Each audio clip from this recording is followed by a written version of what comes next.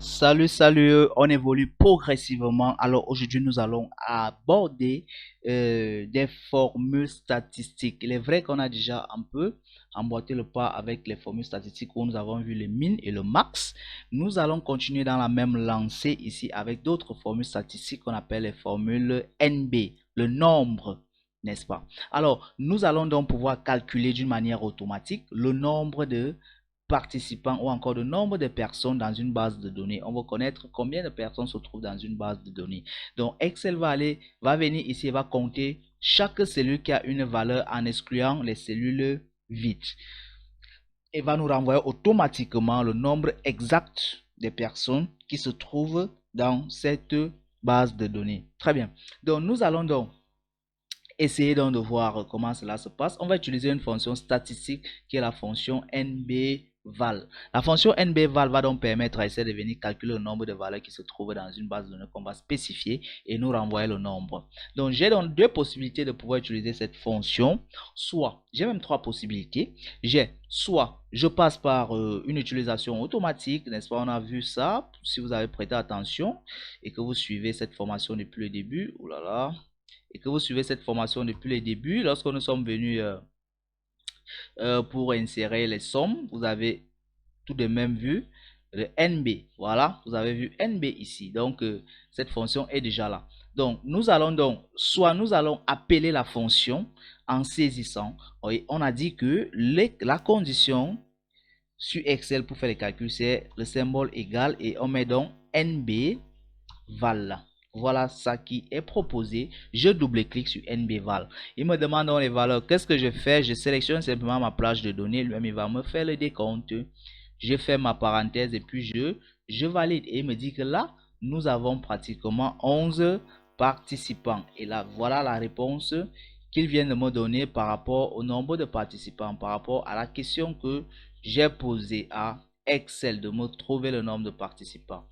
Alors, si je viens ici, disons que je vais ajouter des lignes. Je viens là, je dis insérer. Vous voyez que malgré que les lignes s'insèrent, le nombre de participants reste toujours à 11. Rien n'a évolué.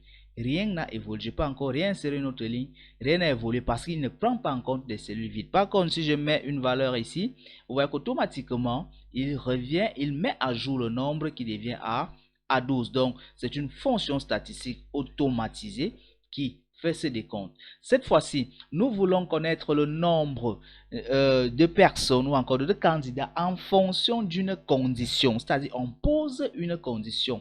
On nous oblige à respecter une condition. Pour cela, donc, nous allons non plus utiliser la fonction NBVal, mais plutôt NB, la fonction NB.si, n'est-ce pas, le si qui est une condition.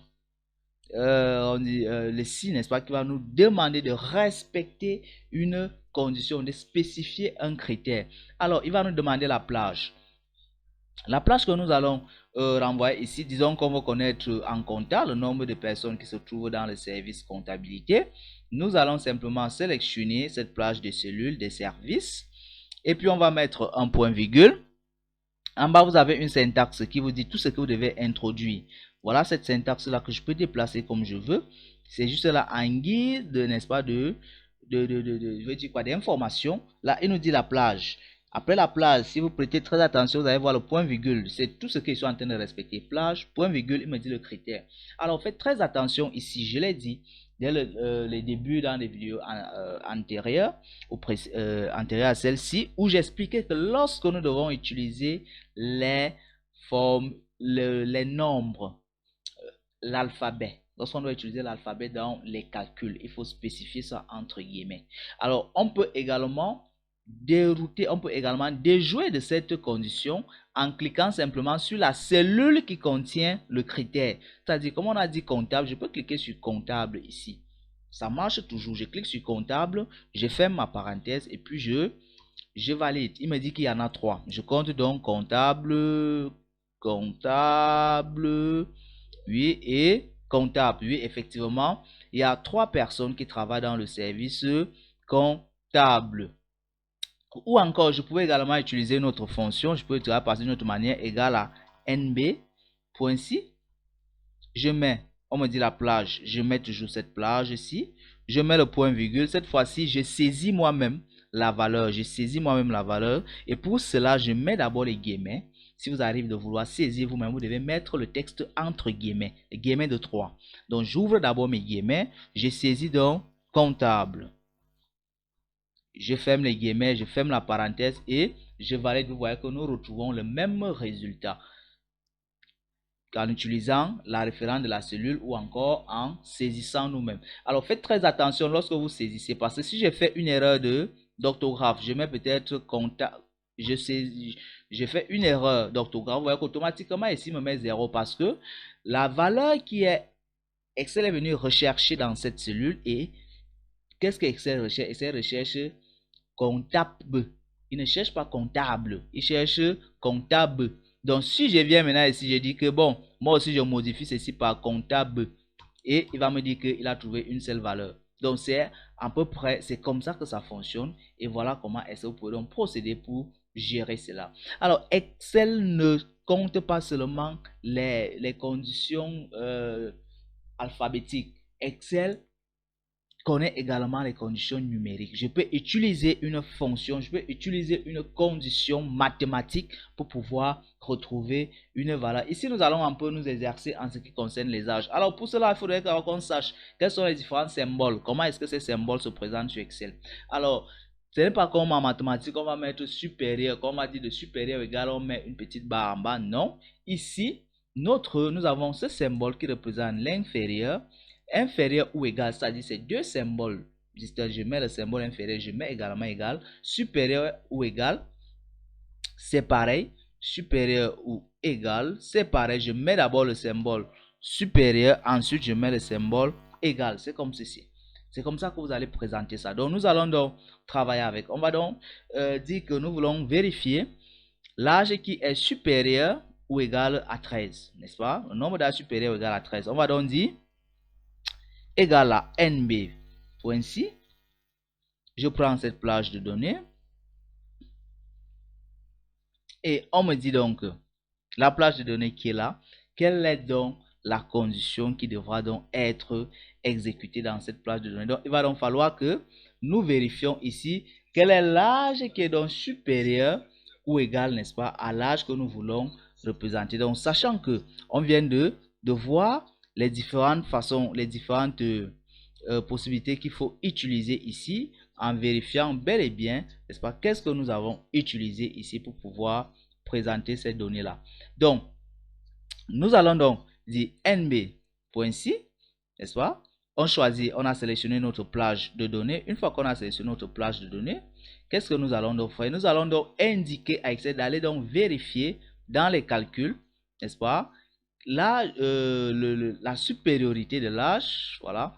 Voilà aussi une autre chose qu'il faut connaître. Lorsque j'ai mis égal, si je me déplace d'une feuille à l'autre, il va automatiquement prendre l'indicatif de la feuille. Donc, il faut faire très attention avec cela lorsque je travaille avec Excel. Donc, une fois que j'ai donc pris ça, qu'est-ce que je veux donc faire? Je veux donc indiquer à Excel que si cela est donc, on a dit plage de données, je vais dire cette plage ici, cette plage de données, je vais mettre, oulala, attention, nous recommençons, il y a eu quelques petits trucs qui se sont insérés là.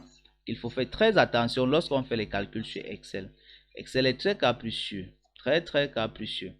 Très bien, donc nous allons recommencer. On a dit égal à nb.si. Nous prenons cette plage de données, nous mettons notre point virgule et puis on va donc mettre la formule. La formule qu'on va mettre là, on va mettre ça entre guillemets. Nous allons donc dire supérieur. On a dit supérieur ou égal, supérieur ou égal à combien? À 13. Oh là là, attention, à 13. Et puis nous fermons nos guillemets et puis nous fermons notre parenthèse.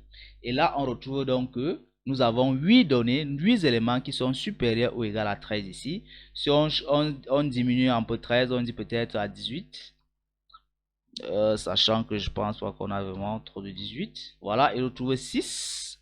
Si on met peut-être à 20. Donc voilà, donc désormais, donc, vous savez comment utiliser les formules statistiques pour vous permettre donc d'automatiser vos calculs. Si je viens peut-être, je modifie ça, je mets peut-être à 50. On voit que les 6 vont augmenter à 7 parce que effectivement on a ajouté une autre valeur. Donc voilà donc comment vous pouvez utiliser les fonctions statistiques pour vous permettre de pouvoir automatiser certains calculs dans vos feuilles Excel. J'espère que cette vidéo vous a plu. Si vous n'êtes pas encore abonné, abonnez-vous. On ne cesserait de vous le rappeler pour continuer à en bénéficier. De partager également, ça nous fait plaisir de partager nos connaissances. Alors, on se dit